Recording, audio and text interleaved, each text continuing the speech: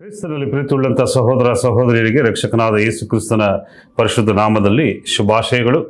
ಆನ್ಲೈನಲ್ಲಿ ಈ ಒಂದು ಸತ್ಯವೇದ ಪಾರಾಯಣವನ್ನು ವೀಕ್ಷಿಸುತ್ತಿರುವಂಥ ನನ್ನೆಲ್ಲ ಆತ್ಮೀಯ ವೀಕ್ಷಕರಿಗೆ Karnataka school of preaching and mission ವತಿಯಿಂದ ನಿಮ್ಮೆಲ್ಲರಿಗೂ ಶುಭಾಶಯಗಳು.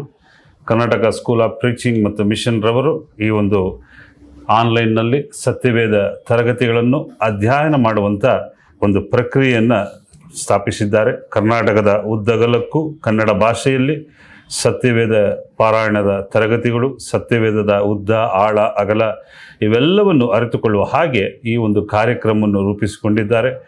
ಈ ಕಾರ್ಯಕ್ರಮದಲ್ಲಿ ನಾವು ಆಳವಾಗಿ ದೇವರ ಒಂದು ಸತ್ಯವೇದದ ಮುಖಾಂತರ ಕೊಡಲ್ಪಡುವಂಥ ವಿಚಾರಗಳನ್ನು ಅರಿತುಕೊಳ್ಳುವ ಹಾಗೆ ನಾವು ಮುಂದಿನ ದಿನಗಳಲ್ಲಿ ನಿರಂತರವಾಗಿ ಸರಣಿಯಾಗಿ ನಾವು ದೇವರ ಕಾರ್ಯಗಳನ್ನು, ದೇವರ ಒಂದು ಯೋಜನೆಗಳನ್ನು, ದೇವರ ಒಂದು ಭವಿಷ್ಯ ತೀರ್ಮಾನಗಳನ್ನು ತಿಳಿದುಕೊಳ್ಳಲು ಈ ಒಂದು ಪಠ್ಯಪುಸ್ತಕವು, ಈ ಒಂದು ಪಾಠಗಳು ನಮಗೆ ಬಹಳ ಪ್ರಯುಕ್ತವಾಗಿದೆ. ಇದೆಲ್ಲವೂ ಉದ್ದೇಶ ನಮ್ಮ ಆಧ್ಯಾತ್ಮಿಕ ಬೆಳವಣಿಗೆ. ಈ ಒಂದು ಸತ್ಯವೇದದ ಒಂದು ಉದ್ದೇಶ ನಾವೆಲ್ಲರೂ ಆಧ್ಯಾತ್ಮಿಕವಾಗಿ ಬೆಳೆಯಬೇಕೆಂಬುದೇ ಇದರ ಒಂದು ಉದ್ದೇಶವಾಗಿದೆ. ಈ ಒಂದು ಅಧ್ಯಯನದ ನಾವು ಈ ದಿನದಲ್ಲಿ, ಈ ಸಮಯದಲ್ಲಿ ನಾವು ಆಯ್ದುಕೊಂಡಂಥ ಭಾಗ ದೇವರ ರಾಜ್ಯ.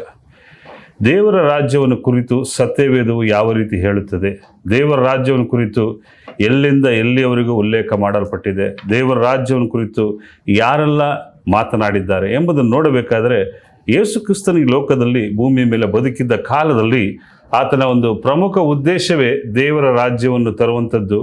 ಆ ದೇವರ ರಾಜ್ಯದ ರೂಪುರೇಷೆಗಳನ್ನು ಆತನು ಅದನ್ನೇ ಒಂದು ಕೇಂದ್ರ ಬಿಂದುವನ್ನಾಗಿ ಇಟ್ಟುಕೊಂಡು ಈ ಲೋಕದಲ್ಲಿ ಸುವಾರ್ತೆಯನ್ನು ಸಾರುತ್ತಾ ಇದ್ದನು. ವಾಸ್ತವದಲ್ಲಿ ದೇವರ ವಾಕ್ಯಗಳ ಮುಖಾಂತರ ಅನೇಕ ಕಡೆ ದೇವರ ರಾಜ್ಯವನ್ನು ಕುರಿತು ಉಲ್ಲೇಖ ಮಾಡಲ್ಪಟ್ಟಿದೆ. ಆ ರೀತಿ ನಾವು ಈ ಅಧ್ಯಯನದ ಮೊದಲನೇ ಭಾಗ ದೇವರ ರಾಜ್ಯ ಎಂಬುದಾಗಿ ನಾವು ನೋಡುತ್ತೇವೆ. ಈ ದೇವರ ರಾಜ್ಯದಲ್ಲಿ ಒಟ್ಟು 5 ಭಾಗಗಳು ಬರ್ತದೆ. ಈ 5 ಭಾಗಗಳಲ್ಲಿ ನಾವು ಹಂತ ಹಂತವಾಗಿ ನಿಮಗೆ ಈ ಒಂದು ಕಾರ್ಯಗಳನ್ನು ನಾವು ವಿವರಿಸ್ತಾ ಹೋಗುತ್ತೇವೆ. ಪ್ರಿಯ ವೀಕ್ಷಕರೇ, ದೇವರ ರಾಜ್ಯವನ್ನು ಕುರಿತು ನಾವು ನೋಡಬೇಕಾದರೆ ಅದನ್ನು ನಾವು ಅರ್ಥ ಮಾಡಿಕೊಳ್ಳುವುದು ಬಹಳ ಮುಖ್ಯ. ಅನೇಕರಿಗೆ ದೇವರ ರಾಜ್ಯವನ್ನು ಕುರಿತು ಆಳವಾದ ಒಂದು ಚಿಂತನೆ, ಆಳವಾದಂಥ ಒಂದು ಗ್ರಹಿಕೆಗಳು ಬಹಳ ಸ್ವಲ್ಪ ಕಮ್ಮಿ ಇರುವುದರಿಂದ ನಾವು ಈ ಸಂದರ್ಭದಲ್ಲಿ ಅದನ್ನು ಕುರಿತು ಈ ಒಂದು KSBM ರವರು ಈ ಒಂದು ಕಾರ್ಯಗಳನ್ನು ಆಳವಾಗಿ ಕನ್ನಡ ಜನತೆ, ಕನ್ನಡ ಭಾಷೆಯಲ್ಲಿ ಅರಿತುಕೊಳ್ಳುವ ಹಾಗೆ ತಿಳಿಸಿದ್ದಾರೆ. ನಾವು ನೋಡಬೇಕಾದರೆ ದೇವರ ರಾಜ್ಯ, ಭೂಮಿಯ ಮೇಲಿನ ದೇವರ ರಾಜ್ಯ, ಭೂಮಿಯ ಮೇಲೆ ದೇವರ ರಾಜ್ಯವು ಯಾವ ರೀತಿ ಸ್ಥಾಪಿಸಲ್ಪಡಬೇಕು, ಅದು ಯಾವ ರೀತಿ ದೇವರ ಯೋಜನೆಯಾಗಿತ್ತು ಎಂಬುದನ್ನು ನಾವು ನೋಡಬೇಕಾದರೆ ಒಂದು ರೀತಿಯಲ್ಲಿ ನಾವು ಆರಂಭದಲ್ಲೇ ದೇವರು ತನ್ನ ಒಂದು ಚಿಂತನೆಗೆ ತಕ್ಕ ಹಾಗೆ, ತನ್ನ ಯೋಜನೆಗೆ ತಕ್ಕ ಹಾಗೆ ಒಂದು ಕಾರ್ಯವನ್ನು ಸೃಷ್ಟಿ ಮಾಡಿದನು, ಅದನ್ನು ಒಳ್ಳೆಯದೆಂದು ನೋಡಿದನು. ಆದಿಕಾಂಡ 1ನೇ ಅಧ್ಯಾಯ 31ನೇ ವಾಕ್ಯವನ್ನು ನಾವು ಧ್ಯಾನಿಸುವಾಗ ಇಲ್ಲಿ ನಾವು ನೋಡುತ್ತೇವೆ. ಆದಿಕಾಂಡ 1ನೇ ಅಧ್ಯಾಯ 31ರಲ್ಲಿ ಈ ರೀತಿ ಇರುತ್ತದೆ. ನಾವು ಅಲ್ಲಿ ಏದೇನ್ ತೋಟವನ್ನು ಕುರಿತು ಉಲ್ಲೇಖವಾಗುತ್ತದೆ. ಈ ಏದೇನ್ ತೋಟವನ್ನು ದೇವರ ರಾಜ್ಯಕ್ಕೆ ಸಮವಾಗಿ ಅದನ್ನು ಸೃಷ್ಟಿ ಮಾಡಿದ್ದನ್ನು ನೋಡುತ್ತೇನೆ. ದೇವರು ತಾನು ಉಂಟು ಮಾಡಿದ, ಆದಿಕಾಂಡ 1:31, ದೇವರು ತಾನು ಉಂಟು ಮಾಡಿದ್ದನ್ನು ನೋಡಲಾಗಿ ಬಹು ಒಳ್ಳೆಯದಾಗಿತ್ತು, ಸಾಯಂಕಾಲ ಪ್ರಾತಃಕಾಲವಾಗಿ 6ನೆಯ ದಿನವಾಯಿತು. ಏದೇನ್ ತೋಟವನ್ನು ಸಂಪೂರ್ಣವಾಗಿ ಸೃಷ್ಟಿ ಮಾಡಲು ದೇವರು ತೆಗೆದುಕೊಂಡಂಥ ಕಾಲಾವಕಾಶಗಳು ಅಂದರೆ ಈ ಲೋಕವನ್ನು, ಸರ್ವ ಸೃಷ್ಟಿಯನ್ನು ಉಂಟು ಮಾಡಿ ಅದರ ತೋಟವನ್ನು ಉಂಟು ಮಾಡಿ ಅಲ್ಲಿ ದೇವರು ತನ್ನ ರಾಜ್ಯವನ್ನು ಭೂಲೋಕದಲ್ಲಿ ಫಸ್ಟ್ ಈ ಸೃಷ್ಟಿಯನ್ನು ಮಾಡಿ ಅದನ್ನು ಮಾಡಿದ್ದಾನೆ. ಅದನ್ನು ನಾವು ಇಲ್ಲಿ ನೋಡುತ್ತೇವೆ. ಅದೇ 2ನೇ ಅಧ್ಯಾಯ 8 ಮತ್ತು 9ನೇ ವಾಕ್ಯದಲ್ಲಿ ನಾವು ಧ್ಯಾನಿಸುವಾಗ ಇಲ್ಲಿ ಏದೇನ್ ತೋಟವನ್ನು ನಾವು ನೋಡುತ್ತೇವೆ. ಈ ಏದೇನ್ ತೋಟವು ಸಹ ವಾಸ್ತವವಾಗಿ ದೇವರ ರಾಜ್ಯವಾಗಿತ್ತು.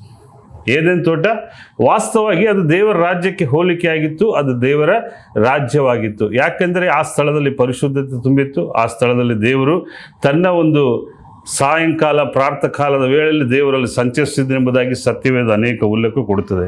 ನಾವು ಆದಿಕಾಂಡ 2ನೇ ಅಧ್ಯಾಯ 8 ಮತ್ತು 9ನೇ ವಾಕ್ಯ ಧ್ಯಾನಿಸುವಾಗ ಇದಲ್ಲದೆ ಯೆಹೋವ ದೇವರು ಮೂಡಣ ದಿಕ್ಕಿನಲ್ಲಿರುವ ಏದೇನ್ ಸೀಮೆಯಲ್ಲಿ ಒಂದು ಉದ್ಯಾನವನ್ನು ಮಾಡಿ ತಾನು ರೂಪಿಸಿದ ಮನುಷ್ಯನನ್ನು ಅದರಲ್ಲಿ ಇರಿಸಿದನು. ಮತ್ತು ಯೆಹೋವ ದೇವರು ನೋಟಕ್ಕೆ ರಮ್ಯವಾಗಿಯೂ ಊಟಕ್ಕೆ ಅನುಕೂಲವಾಗಿರುವ ಎಲ್ಲ ಥರದ ಮರಗಳನ್ನು ಆ ಭೂಮಿಯಲ್ಲಿ ಬೆಳೆಯ ಮಾಡಿದನು. ಅದಲ್ಲದೆ ಆ ವನ ಮಧ್ಯದಲ್ಲಿ ಜೀವದಾಯಕ ವೃಕ್ಷವನ್ನು, ಒಳ್ಳೆಯದರ ಕೆಟ್ಟದ ಹುಟ್ಟಿಸುವ ವೃಕ್ಷವನ್ನು ಬೆಳೆಸಿದನು. ಪ್ರಿಯರೇ, ಈ ವಾಕ್ಯಗಳನ್ನು ನಾವು ಧ್ಯಾನಿಸುವಾಗ ಏದೇನು ತೋಟವನ್ನು ಕುರಿತು ಇಲ್ಲಿ ಮಾತನಾಡ್ತಿದ್ದಾರೆ. ಏದೇನು ತೋಟವನ್ನು ಸೃಷ್ಟಿ ಮಾಡಿ ಅದರಲ್ಲಿ ಮನುಷ್ಯನನ್ನು ಇಟ್ಟು ತನ್ನ ಒಂದು ಇಚ್ಛೆಯ ಮೇರೆಗೆ, ದೇವರು ತಾನು ಸಂಕಲ್ಪಿಸಿದ ಮೇರೆಗೆ, ದೇವರು ತನ್ನ ಒಂದು ಚಿಂತನೆಯ ಮೇರೆಗೆ ಮನುಷ್ಯನು ಬದುಕಬೇಕೆಂಬ ಉದ್ದೇಶದಿಂದ. ಯಾಕೆಂದರೆ ನಾವು ನೋಡ್ತೇವೆ, ದೇವರು ಸೃಷ್ಟಿ ಮಾಡಿದೆಲ್ಲವೂ ಒಳ್ಳೆಯದೇ ಆಗಿತ್ತು. 6 ದಿನಗಳಲ್ಲಿ ಆತನು ಸೃಷ್ಟಿ ಮಾಡಿದಂಥ ಎಲ್ಲ ಕಾರ್ಯಗಳು ಒಳ್ಳೆಯದೇ ಆಗಿತ್ತು. ಅದರಲ್ಲಿ ಈ ಒಂದು ಏದೇನು ತೋಟವಾಗಲಿ ಮನುಷ್ಯನಾಗಲಿ ಎಲ್ಲವೂ ಒಳ್ಳೆಯ ಕಾರ್ಯವನ್ನೇ ಪ್ರಬೋಧಿಸುವಂಥದ್ದಾಗಿತ್ತು. ದೇವರು ಮನುಷ್ಯನನ್ನು ಯಾಕೆ ಸೃಷ್ಟಿ ಮಾಡಿದನು, ಯಾಕೆ ಈ ತೋಟದಲ್ಲಿ ಇಟ್ಟನೆಂದರೆ ಉದ್ದೇಶ ನೋಡಬೇಕಾದ್ರೆ ಮನುಷ್ಯರು ದೇವರನ್ನು ಪ್ರತಿನಿಧಿಸುವವರಾಗಿದ್ದರು. ದೇವರು ಇದ್ದಾನೆ, ದೇವರ ಮಹಿಮೆಯನ್ನು ಪ್ರತಿನಿಧಿಸುವ ಉದ್ದೇಶಕ್ಕೋಸ್ಕರ ಮನುಷ್ಯನನ್ನು ಸೃಷ್ಟಿ ಮಾಡಿದನು.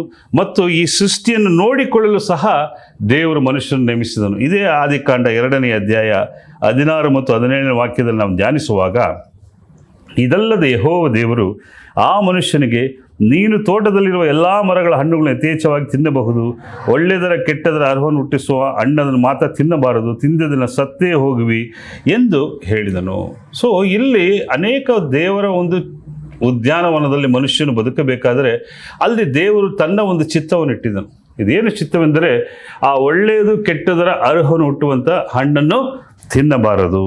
ಈ ರೀತಿಯಾದ ಒಂದು ನಿರ್ಬಂಧಗಳನ್ನು, ಚಿಂತನೆಗಳನ್ನು ಮಾಡಿ ಮನುಷ್ಯನು ನನ್ನನ್ನು ಪ್ರತಿನಿಧಿಸ್ತಾನೆ ಅನ್ನೋ ರೀತಿಯಲ್ಲಿ ಈ ಏದೇನು ತೋಟದಲ್ಲಿ ಮನುಷ್ಯನನ್ನು ದೇವರು ಇರಿಸಿದನು. ಈ ಏದೇನು ತೋಟವು ಸಹ ದೇವರ ರಾಜ್ಯಕ್ಕೆ ಹೋಲಿಕೆಯಾದಂಥ ಒಂದು ವಿಚಾರವಾಗಿದೆ. ಮನುಷ್ಯನನ್ನು ತನ್ನ ಜೀವ ಸ್ವರೂಪದಲ್ಲಿ, ತನ್ನ ಒಂದು ಶ್ವಾಸದ ಮುಖಾಂತರ, ತನ್ನ ಸ್ವರೂಪದಲ್ಲಿ ಉಂಟು ಮಾಡಿ ಈ ಏದೇನು ತೋಟದಲ್ಲಿ ಮನುಷ್ಯನಿಟ್ಟರು. ಆದರೆ ನನ್ನ ಪ್ರಿಯ ವೀಕ್ಷಕರೇ, ನಾವು ಮುಂದೆ ನೋಡುವಂಥ ಸಂದರ್ಭಗಳಲ್ಲಿ ಮನುಷ್ಯನು ಈ ದೇವರ ರಾಜ್ಯದ ಒಂದು ಸದಸ್ಯತ್ವವನ್ನು ಅಥವಾ ಅದರಲ್ಲಿರಬೇಕಾದಂಥ ಅರ್ಹತೆಯನ್ನು ಕಳೆದುಕೊಳ್ಳುತ್ತಾನೆ. ಅದನ್ನು ಹೇಗೆ ಕಳೆದುಕೊಳ್ಳುತ್ತಾನೆ, ಯಾವ ರೀತಿ ಕಳೆದುಕೊಳ್ಳುತ್ತಾನೆ ಎಂದು ನಾವು ನೋಡಬೇಕಾದ್ರೆ ಸತ್ಯವೇದ ಅನೇಕ ಉಲ್ಲೇಖಗಳನ್ನು ಹೇಳುತ್ತದೆ. ಅನೇಕ ಉಲ್ಲೇಖನಗಳನ್ನು ನಾವು ವಾಕ್ಯದ ಮುಖಾಂತರ ಅರಿತುಕೊಳ್ಳೋಣ. ದೇವರು ಸೃಷ್ಟಿ ಮಾಡಿದಂಥ ಪರಿಶುದ್ಧ ಏದೇನು ತೋಟದಲ್ಲಿ, ದೇವರ ರಾಜ್ಯಕ್ಕೆ ಹೋಲಿಕೆಯಾಗಿ ಸೃಷ್ಟಿ ಮಾಡಿದಂಥ ಏದೇನು ತೋಟದಲ್ಲಿ ತಾನು ಸೃಷ್ಟಿ ಮಾಡಿದಂಥ ಮನುಷ್ಯನಿಟ್ಟಾಗ ಆ ಮನುಷ್ಯನಿಗೆ ಒಂದು ಚಿತ್ತವನ್ನು ಕೊಟ್ಟಿದ್ದನು, ಒಳ್ಳೆಯದರ ಕೆಟ್ಟದರ ಅರ್ಹನ್ನು ಉಂಟು ಮಾಡುವಂಥ ಈ ಮರದ ಹಣ್ಣನ್ನು ತಿನ್ನಬಾರದೆಂಬುದಾಗಿ. ಈ ಒಂದು ನಿರ್ಬಂಧನೆಯ ಮೇರೆಗೆ ಮನುಷ್ಯನನ್ನು ಅಲ್ಲಿಟ್ಟಿದ್ದನು. ಮನುಷ್ಯನಿಗೆ ಎಲ್ಲ ಒಂದು ಸಕಲ ಪಶು ಪ್ರಾಣಿಗಳ ಮೇಲೆ ದೊರೆತನ ಮಾಡುವಂತೆಯೇ ಒಂದು ಅಧಿಕಾರವನ್ನು ಕೊಟ್ಟು ಇರಿಸಿದನು. ಆದರೆ ಮನುಷ್ಯನು ಆ ರೀತಿ ಮಾಡಲಿಲ್ಲ. ಯಾಕೆಂದರೆ ಮುಂದಿನ ಭಾಗದಲ್ಲಿ ನೋಡುತ್ತೇವೆ, ಯಾವ ರಾಜ್ಯವನ್ನು ದೇವರು ಸೃಷ್ಟಿ ಮಾಡಿದನೋ, ಯಾವ ರಾಜ್ಯದಲ್ಲಿ ದೇವರ ಪ್ರತಿನಿಧಿಗಳಾಗಿ ಮನುಷ್ಯರು ಇರಬೇಕಾಗಿತ್ತೋ ಅದನ್ನು ಮನುಷ್ಯ ಹಂತ ಹಂತವಾಗಿ ಕಳ್ಕೊಂಡ. ಯಾತಕ್ಕೋಸ್ಕರ ಕಳ್ಕೊಂಡ, ಯಾವ ಉದ್ದೇಶಕ್ಕೋಸ್ಕರ ಕಳೆದುಕೊಂಡ ಅಂತ ಹೇಳಿದರೆ, ಆ ಮನುಷ್ಯನಲ್ಲಿ ತನ್ನ ಸ್ವಂತ ಇಚ್ಛೆಯನ್ನು ಆರಿಸಿಕೊಂಡನು. ಇವತ್ತು ಸಹ ಲೋಕದಲ್ಲಿ ಅದೇ ಆಗ್ತಾ ಇದೆ. ಮನುಷ್ಯನು ತನ್ನ ಸಂಕಲ್ಪದ ಮೇರೆಗೆ ಬದುಕುತ್ತಾನೆ. ದೇವರ ಒಂದು ಸಂಕಲ್ಪದ ಮೇರೆಗೆ, ದೇವರ ಇಚ್ಛೆಯ ಮೇರೆಗೆ, ದೇವರ ಚಿತ್ತದ ಮೇರೆಗೆ ಮನುಷ್ಯನು ಬದುಕುವುದು ಬಹಳ ಕಷ್ಟ. ಇಲ್ಲಿ ನಾವು ನೋಡುತ್ತೇವೆ, ಮನುಷ್ಯನು ತನ್ನ ಒಂದು ಸ್ವಂತ ಸಂಕಲ್ಪವನ್ನು ಆರಿಸಿಕೊಂಡನು. ಆದಿಕಾಂಡ 3ನೇ ಅಧ್ಯಾಯ 6 ಮತ್ತು 7ನೇ ವಾಕ್ಯವನ್ನು ನಾವು ಧ್ಯಾನಿಸುವಾಗ ಇಲ್ಲಿ ನೋಡುತ್ತೇವೆ, ಅಲ್ಲಿ ಸ್ತ್ರೀಯು ಸೈತಾನನ ಬಲೆಗೆ ಬೀಳುತ್ತಾಳೆ, ಸೈತಾನನು ಆಕೆಯನ್ನು ವಂಚಿಸುತ್ತಾನೆ. ನೋಡೋಣ ವಾಕ್ಯದಲ್ಲಿ. ಆಗ ಸ್ತ್ರೀಯು ಆ ಮರದ ಹಣ್ಣು ತಿನ್ನುವುದಕ್ಕೆ ಉತ್ತಮವಾಗಿಯೂ ನೋಡುವುದಕ್ಕೆ ರಮ್ಯವಾಗಿಯೂ ಜ್ಞಾನೋದಯಕ್ಕೆ ಅಪೇಕ್ಷತಕ್ಕ ಇದೆ ಅಂತ ತಿಳಿದು ಅದನ್ನು ತೆಗೆದುಕೊಂಡು ತಿಂದಳು. ಸಂಗಡ ಇದ್ದ ಗಂಡನಿಗೆ ಕೊಡಲು ಅವನೂ ತಿಂದನು. ಕೂಡಲೇ ಅವರಿಬ್ಬರ ಕಣ್ಣುಗಳು ತೆರೆದವು, ತಾವು ಬೆತ್ತಲಾಗಿ ತಿಳಿದು ಅಂಜೂರದ ಎಲೆಯನ್ನು ಹೊಡೆದುಕೊಂಡು ಇಟ್ಟರು.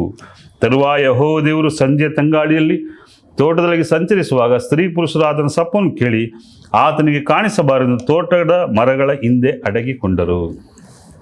ನನ್ನ ಪ್ರಿಯ ಸಹೋದರ ಸಹೋದರಿಯರೇ, ಇಲ್ಲಿ ನಾವು ನೋಡುತ್ತೇವೆ, ಯಾವ ಹಣ್ಣನ್ನು ತಿನ್ನಬಾರದೆಂದು ದೇವರು ಹೇಳಿದನು ಆ ಹಣ್ಣನ್ನು ಇವರು ಸೈತಾನನ ಪ್ರೇರೇಪಣೆಯಿಂದ, ನಾವು ಮೇಲಿನ ವಾಕ್ಯಗಳನ್ನೆಲ್ಲ ನೋಡಬೇಕಾದರೆ ಸೈತಾನನ ಪ್ರೇರೇಪಣೆಯಿಂದ ಈ ಹಣ್ಣನ್ನು ತಿನ್ನುವಂಥ ಒಂದು ಕಾರ್ಯಕ್ಕೆ ಅವಳು ಅಲ್ಲಿ ಬರುತ್ತಾಳೆ.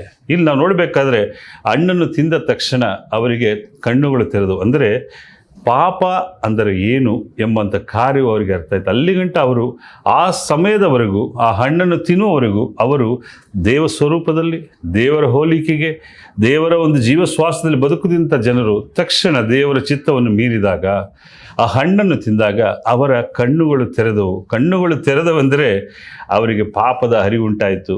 ತಾವು ಬೆತ್ತಲಾಗಿದೆ ತಿಳಿದುಕೊಂಡು, ಎಷ್ಟು ಮನುಷ್ಯನು ಅದಕ್ಕಿಂತ ಮುಂಚಿನ ವಾಕ್ಯಗಳನ್ನು ನೋಡಬೇಕಾದ್ರೆ ದೇವರೊಂದಿಗೆ ದಿನಾಲು ಸಂಚರಿಸ್ತಿದ್ದಂಥ ಆದಾಮನು ಅವಳು ಆ ಒಂದು ತಪ್ಪಿನ ಮುಖಾಂತರ ದೇವರ ಸಪ್ಪಳವನ್ನು ಕೇಳಿದಾಗ ಅವಿತುಕೊಂಡರು ಎಂಬುದಾಗಿ ಇಲ್ಲಿ ವಾಕ್ಯ ಹೇಳುತ್ತೆ. ಅಂದರೆ ಮನುಷ್ಯನು ಪಾಪವನ್ನು ಮಾಡಿದ ನಂತರ, ಆ ಪಾಪದ ಕಾರ್ಯವನ್ನು ಮಾಡಿದ ನಂತರ ದೇವರಿಂದ ದೂರವಾದನು. ದೇವರ ಸನ್ನಿಧಾನ ಇರುವುದಕ್ಕೆ ಅವನಲ್ಲೇ ಒಂದು ಅಸಹ್ಯ ಉಂಟಾಯಿತು. ಆದ್ದರಿಂದ ಆತನು ದೇವರಿಂದ ದೂರವಾದನು. ದೂರವಾಗಿ ಅಲ್ಲಿ ಅಡಗಿ ಕುಳಿತನು ಎಂಬುದಾಗಿ ನಾವು ನೋಡುತ್ತೇವೆ. ಅದೇ ಅಧ್ಯಾಯದಲ್ಲಿ 16 ಮತ್ತು 17ನೇ ವಾಕ್ಯ ನಾವು ಧ್ಯಾನಿಸುವಾಗ ಇಲ್ಲಿ ದೇವರು ಸ್ತ್ರೀಗೂ ಆ ಸರ್ಪಕ್ಕೂ ಆದಾಮನಿಗೂ ಕೊಡುವಂಥ ಒಂದು ಶಾಪವನ್ನು, ಅದೇ ಸಮಯದಲ್ಲಿ ಅಲ್ಲೊಂದು ವಾಗ್ದಾನವೂ ಸಹ ಉತ್ಪತ್ತಿಯಾಗುತ್ತದೆ. ಅದೇನಂತ ನೋಡಿದಾಗ ನಾವು 16 ಮತ್ತು 17ನೇ ವಾಕ್ಯದಲ್ಲಿ ಹೇಳ್ತಾರೆ, ಆಮೇಲೆ ಸ್ತ್ರೀಗೆ, ನೀನು ಗರ್ಭಿಣಿಯಾಗಿರುವ ಕಾಲದಲ್ಲಿ ಬಹಳ ಸಂಕಟ ಪಡಬೇಕೆಂದು ನಾನು ನಿನಗೆ ನೇಮಿಸಿದ್ದೇನೆ ಮತ್ತು ಕಷ್ಟದಿಂದಲೇ ಮಕ್ಕಳನ್ನು ಹೆರುವಿ, ಗಂಡನ ಮೇಲೆ ನಿನಗೆ ಆಸೆ ಇರುವುದು, ಆ ಒಂದು ಆಸೆ ಇರುವುದು ಅವನಿಗೆ ಒಡೆಯನಾಗುವ ಹೇಳಿದನು. ಮತ್ತು ಪುರುಷನಿಗೆ, ತಿನ್ನಬಾರದೆಂದು ನಾನು ನಿನಗೆ ಆಜ್ಞಾಪಿಸಿದ ಮರದ ಫಲವನ್ನು ನಿನ್ನ ಹೆಂಡತಿ ಮಾತು ಕೇಳಿ ತಿಂದ ಕಾರಣ ನಿನ್ನ ನಿಮಿತ್ತ ಭೂಮಿಗೆ ಶಾಪ ಬಂತು. ನಿನ್ನ ಜೀವಮಾನ ದುಡಿದು ಭೂಮಿಯ ಹುಟ್ಟುವಳಿಯನ್ನು ತಿನ್ನಬೇಕು. ನನ್ನ ಪ್ರಿಯ ಸಹೋದರ ಸಹೋದರಿಯರೇ, ಇಲ್ಲಿ ದೇವರು ಸ್ತ್ರೀಗೂ ಪುರುಷನಿಗೂ ತನ್ನ ಒಂದು ನಿಬಂಧನೆಯನ್ನು, ತನ್ನ ಒಂದು ಚಿಂತನೆಯನ್ನು ಮೀರಿದಕ್ಕಾಗಿ ಅವರು ಅಲ್ಲಿ ಶಾಪವನ್ನು ಹೊರಬೇಕಾಗುತ್ತದೆ. ಸ್ತ್ರೀಯು ಗರ್ಭಾವಸ್ಥೆಯಲ್ಲಿ ನೋವನ್ನು ಅನುಭವಿಸಬೇಕು. ಪುರುಷನು ಜೀವಮಾನದಡಿ ಆ ಒಂದು ಬೆವರಿನಲ್ಲೇ ಆತನ್ನು ದುಡಿದು ಸಂಪಾದಿಸಬೇಕೆಂಬ ಕಾರ್ಯವನ್ನು ದೇವರು ಕೊಡುತ್ತಾನೆ. ನೋಡಿ, ಆ ಒಂದು ಸಮಯದವರೆಗೂ ಅವರಿಗೆ ಈ ರೀತಿಯಾದ ಯಾವುದೇ ಒಂದು ಕಷ್ಟಗಳು, ಸಂಕಷ್ಟಗಳು ಇರಲಿಲ್ಲ. ಯಾವಾಗ ಪಾಪವು ಅವರ ಮೇಲೆ ಆಳ್ವಿಕೆ ಮಾಡಿತು, ಯಾವಾಗ ದೇವರ ಮಾತನ್ನು ಮೀರಿ ಅಧರ್ಮವನ್ನು ಮಾಡಿದರೋ, ತಕ್ಷಣವೇ ಸ್ತ್ರೀಗೆ ಆ ಬೆನೆಯಂದ ಕಾರ್ಯಗಳು ಮತ್ತು ಪುರುಷನಿಗೆ ಜೀವಮಾನ ಪೂರ್ತಿ ಬೆವರನ್ನು ಸುರಿಸಿ ನಡೆಸುವಂಥ ಕಾರ್ಯಗಳನ್ನು ದೇವರು ಕೊಡುತ್ತಾನೆ. ನಾವು ಮುಂದುವರೆದು ನೋಡಬೇಕಾದ್ರೆ 18ನೇ ವಾಕ್ಯ ನೋಡುತ್ತೇವೆ, ಆ ಭೂಮಿಯಲ್ಲಿ ಮುಳ್ಳು ಗಿಡಗಳು ಕಳೆಗಳು ಬಹಳವಾಗಿ ಹುಟ್ಟುವು, ಹೊಲದ ಬೆಳೆಯನ್ನು ಅನುಭವಿಸುವಿ. ಭೂಮಿಯಲ್ಲಿ ಮುಳ್ಳು ಗಿಡಗಳು ಕಳೆಗಳು ಆ ಸಂದರ್ಭದಲ್ಲಿ ಉಂಟಾಗುತ್ತದೆ, ಅದಕ್ಕೆ ಮುಂಚೆ ಇರಲಿಲ್ಲ. ಯಾಕೆಂದರೆ ಮನುಷ್ಯ ನಿಮಿತ್ತ ಯಾರಿಗೆ ಶಾಪ ಬಂತು? ಭೂಮಿಗೆ ಶಾಪ ಬಂತು. ದೇವರ ಶಾಪವನ್ನು ಭೂಮಿಗೆ ಕೊಡ್ತಾನೆ. ನಂತರ 19ನೇ ವಾಕ್ಯ ಹೇಳ್ತಾನೆ, ನೀನು ತಿರುಗಿ ಮಣ್ಣಿಗೆ ಸೇರೋ ತನಕ ಬೆವರಿಡಿತ ಬೇಕಾದ ಆಹಾರವನ್ನು ಸಂಪಾದಿಸಬೇಕು. ನೀನು ಮಣ್ಣಿನಿಂದ ತೆಗೆಯಲ್ಪಟ್ಟವು, ನೀನು ಮಣ್ಣಿಗೆ ಸೇರತಕ್ಕನಾದಿ ಎಂದು ಹೇಳಿದನು. ಇಲ್ಲಿ ನಾವು ನೋಡುತ್ತೇವೆ, ಮನುಷ್ಯನಿಗೆ ಸಾವು ಅಂದರೆ ಶಾರೀರಿಕವಾಗಿ ಆತನು ಸಾಯುವಂಥ ಒಂದು ಗತಿಯನ್ನು ದೇವರಲ್ಲಿ ನಿರ್ಮಿಸ್ತಾನೆ. ಅಲ್ಲಿಯವರೆಗೂ ಮನುಷ್ಯನು ಅಮರತ್ವವುಳ್ಳವನಾಗಿ, ಪಾಪವನ್ನು ಮಾಡೋದಕ್ಕಿಂತ ಮುಂಚೆ ಅಮರತ್ವವುಳ್ಳವನಾಗಿ ನಿತ್ಯವಾಗಿ ಬದುಕುವಂಥ ಒಂದು ಕಾರ್ಯ ಹೊಂದಿದನು. ಯಾವಾಗ ಆತನ ಪಾಪವನ್ನು ಮಾಡಿದನು, ಅಲ್ಲಿ ಹೇಳ್ತಾನೆ, ನೀನು ಮಣ್ಣಿನಿಂದ ತೆಗೆಯಲ್ಪಟ್ಟನು, ನೀನು ಮಣ್ಣೆ ಪುನಃ ಮಣ್ಣಿಗೆ ಸೇರುತ್ತಿ ಎಂಬುದಾಗಿ ಅಲ್ಲಿ ದೇವರು ಆತನಿಗೆ ಒಂದು ಶಾಪವನ್ನು ಕೊಡುತ್ತಾನೆ. ಆ ಕಾರ್ಯದ ಮುಖಾಂತರ ಇಲ್ಲಿ ದೇವರ ರಾಜ್ಯವು, ಸಂಕಲ್ಪವು ಸೈತಾನನ ಪ್ರಭಾವದಿಂದ, ಆದ ಮತ್ತು ಅವ್ವಳ ತಪ್ಪಿನಿಂದ ಆ ಒಂದು ನಿರ್ಗಮನದ ಕಾರ್ಯಗಳು ಉಂಟಾಯಿತು. ಆದರೂ ಈ ಒಂದು ಏದೇನ್ ತೋಟದಲ್ಲಿ ಆದಾಮನು ಅವ್ವಳು ನಿರ್ಗಮರಾದರೂ ಸಹ ದೇವರಿಗೆ ಆ ಚಿಂತನೆ ಇತ್ತು, ಮತ್ತೆ ಈ ಮನುಷ್ಯನು ನನ್ನ ರಾಜ್ಯದೊಳಗೆ ಬರಬೇಕು, ಮತ್ತೆ ಈ ಒಂದು ನಾನು ಸೃಷ್ಟಿ ಮಾಡಿದಂಥ, ನನ್ನನ್ನು ಮಹಿಮೆಪಡಿಸೋದಕ್ಕೆ ಉಂಟು ಮಾಡಿದಂಥ ಈ ಒಂದು ಮನುಕುಲವು ಮತ್ತೆ ನನ್ನ ರಾಜ್ಯದೊಳಗೆ ಪ್ರವೇಶಿಸಬೇಕು. ಯಾಕೆಂದರೆ ಪಾಪವು ದೇವರನ್ನು, ಮನುಷ್ಯರನ್ನು ಅಗಲಿಸಿಬಿಟ್ಟಿತು. ಏದೇನ್ ತೋಟದ ಪಾಪವು ದೇವರಿಂದ ಮನುಷ್ಯರನ್ನು ಬಹಳ ದೂರವಾಗಿ ಸೇರಿಸಿತು. ಆದ್ದರಿಂದ ನಾವು ಮತ್ತೆ ನೋಡುತ್ತೇವೆ, ಇದೇ ಅಧ್ಯಾಯದಲ್ಲಿ ದೇವರು ತನ್ನ ಮತ್ತೆ ರಾಜ್ಯವನ್ನು ಸ್ಥಾಪಿಸುವುದನ್ನು ಕುರಿತು ಸುಳಿವುಗಳನ್ನು ಕೊಡುತ್ತಾನೆ. ಆ ಒಂದು ಸುಳಿವುಗಳನ್ನು ನಾವು ಮುಂದಿನ ವಾಕ್ಯಗಳಲ್ಲಿ ನೋಡುತ್ತಾ ಇರಬೇಕಾದ್ರೆ ಅಲ್ಲಿ ಸುಳಿವನ್ನು ಕೊಡ್ತಾನೆ. ಹೇಗೆ? ನಾವು ನೋಡುತ್ತೇವೆ, ಆದಿಕಾಂಡ ಆದಾಮನ ನಂತರ ದೇವರು ಅಬ್ರಹಾಮನನ್ನು ಆರಿಸಿಕೊಂಡನು. ಅಬ್ರಹಾಮನ ಮುಖಾಂತರ ಯಾಕೋಬನು, ಈಸಾಕನ ನಂತರ ಯಾಕೋಬನಲ್ಲಿ 12 ಗೋತ್ರಗಳು. ಈ 12 ಗೋತ್ರಗಳು 400 ವರ್ಷಗಳ ಕಾಲ ಈಜಿಪ್ಟ್ ದೇಶದಲ್ಲಿ ದಾಸ್ಯದಲ್ಲಿರ್ತಾರೆ. ಆ ಒಂದು ಸಂದರ್ಭದಲ್ಲಿ ದೇವರು ಇಸ್ರಾಯೇಲರೊಂದಿಗೆ ಒಂದು ಒಡಂಬಡಿಕೆಯನ್ನು ಮಾಡಿಕೊಳ್ಳುತ್ತಾನೆ. ಯಾವ ರೀತಿ ಒಡಂಬಡಿಕೆಯನ್ನು ಮಾಡಿಕೊಂಡನು, ಯಾವ ರೀತಿ ಅದು ಕಾರ್ಯಗಳನ್ನು ಅದು ರೂಪಿಸಿದಾಗಿತ್ತು ಎಂದು ನೋಡಬೇಕಾದ್ರೆ, ಯಾಕೆಂದರೆ ದೇವರ ಸಂಕಲ್ಪ ತಾನು ಸೃಷ್ಟಿಸಿದ ರಾಜ್ಯದೊಳಗೆ ಮನುಕುಲವು ಇರಬೇಕು, ತಾನು ಸೃಷ್ಟಿಯಿಂದ ಮನುಷ್ಯನು ಅಲ್ಲಿರಬೇಕೆಂಬುದೇ. ಆ ಒಂದು ದೇವರ ರಾಜ್ಯವನ್ನು ಕುರಿತು ಮೊದಲನೇ ಹಂತವಾಗಿ ದೇವರು ಒಂದು ಒಡಂಬಡಿಕೆಯನ್ನು ಮಾಡಿಕೊಳ್ತಾನೆ. ಯಾವ ಒಡಂಬಡಿಕೆ ಎಂದು ನೋಡಬೇಕಾದ್ರೆ, ವಿಮೋಚನಾ ಕಾಂಡ 19ನೇ ಅಧ್ಯಾಯ 3ರಿಂದ 8 ವಾಕ್ಯಗಳನ್ನು ನಾವು ಧ್ಯಾನಿಸುವಾಗ ಇಲ್ಲಿ ನಾವು ನೋಡುತ್ತೇವೆ. ಮೋಶೆ ಬೆಟ್ಟವನ್ನೇರಿ ದೇವರ ಸನ್ನಿಧಿಗೆ ಹೋದಾಗ ಯೆಹೋವನವನಿಗೆ ಬೆಟ್ಟದ ಮೇಲೆ ಕೂಗಿ, ನೀನು ಯಾಕೋಬನ ಮನೆತನದವರಾದ ಇಸ್ರಾಯೇಲರಿಗೆ ಈ ಮಾತುಗಳನ್ನು ಹೇಳಬೇಕು. ಇಲ್ಲಿ ಇಸ್ರಾಯೇಲರಿಗೆ, ಯಾಕೋಬನ ಮನೆತನದವರಿಗೆ ಈ ಮಾತನ್ನು ಹೇಳೆಂಬುದಾಗಿ ಮೋಶೆಗೆ ಯೆಹೋವನು ಆ ಸ್ಥಳದಲ್ಲಿ ಹೇಳುತ್ತಾನೆ. ಅಲ್ಲೇ ನೋಡಬೇಕೆಂದ್ರೆ ಏನೆಂದರೆ, ನಾನು ಐಗುಪ್ತರಿಗೆ ಏನು ಮಾಡಿದ್ದೇನೋ ಹದ್ದು ತನ್ನ ಮರಿಗಳ ರೆಕ್ಕೆಗಳ ಮೇಲೆ ಹೊತ್ತುಕೊಳ್ಳುವಂತೆ ನಾನು ನಿಮ್ಮನ್ನು ಹೊತ್ತುಕೊಂಡು ನನ್ನ ಸ್ಥಳಕ್ಕೆ ಹೇಗೆ ಸೇರಿಸಿದನು, ಇದನ್ನೆಲ್ಲ ನೀವು ನೋಡಿದಿರಷ್ಟೇ. ಈಗಿರಲಾಗಿ ನೀವು ನನ್ನ ಮಾತನ್ನು ಶ್ರದ್ಧೆಯಿಂದ ಕೇಳಿ ನಾನು ಮಾಡುವ ನಿಬಂಧನೆ ಅನುಸರಿಸಿ ನಡೆದರೆ ನೀವು ಪರಿಶುದ್ಧ ಜನಾಂಗವು ಮತ್ತು ಯಾಜಕರು ಆಗಿರುತ್ತೀರಿ ಎಂಬುದಾಗಿ ಇಲ್ಲಿ ಆತನು ಆಜ್ಞಾಪಿಸುತ್ತಾನೆ. 6ನೇ ವಾಕ್ಯ ಬಹಳ ಮುಖ್ಯ. ನೀವು ನನಗೆ ಯಾಜಕ ರಾಜ್ಯವು ಪರಿಶುದ್ಧ ಜನವೂ ಆಗಿರುವಿರಿ. ಇಲ್ಲಿ ಮತ್ತೆ ಆ ರಾಜ್ಯ ಅನ್ನುವಂಥ ಒಂದು ಪದವನ್ನು ಉಲ್ಲೇಖ ಮಾಡ್ತಾನೆ.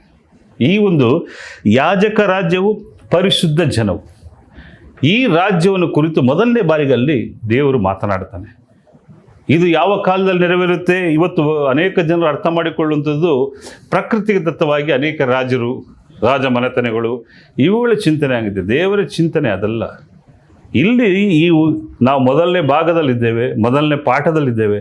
ಈ ಪಾಠದ 5 ಪಾಠಗಳು ಅಂತ್ಯವನ್ನು ನೀವು ಮುಗಿಸ್ಕೊಳ್ಬೇಕಾದ್ರೆ ನಿಮಗೆ ದೇವರ ರಾಜ್ಯದ ಒಂದು ಸ್ವರೂಪ ಗೊತ್ತಾಗುತ್ತೆ.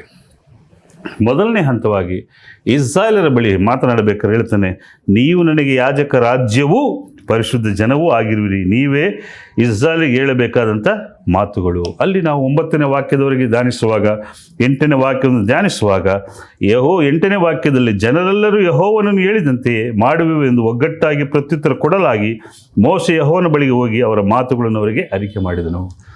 ಇಸ್ರಾಯೇಲರನ್ನು ಐಗುಪ್ತ ದೇಶದಿಂದ ಬಿಡಿಸಿಕೊಂಡು ಬಂದ ನಂತರ ದೇವರು ಮೊದಲನೇದಾಗಿ ಹೇಳಿದಂಥ ಮಾತು, ನಾನು ಯಾಜಕ ರಾಜ್ಯವು ಪರಿಶುದ್ಧ ಜನವೂ ಆಗಿರು ಎಂಬುದಾಗಿ ಇಸ್ರಾಯೇಲರನ್ನು ಆರಿಸಿಕೊಳ್ಳುತ್ತಾನೆ.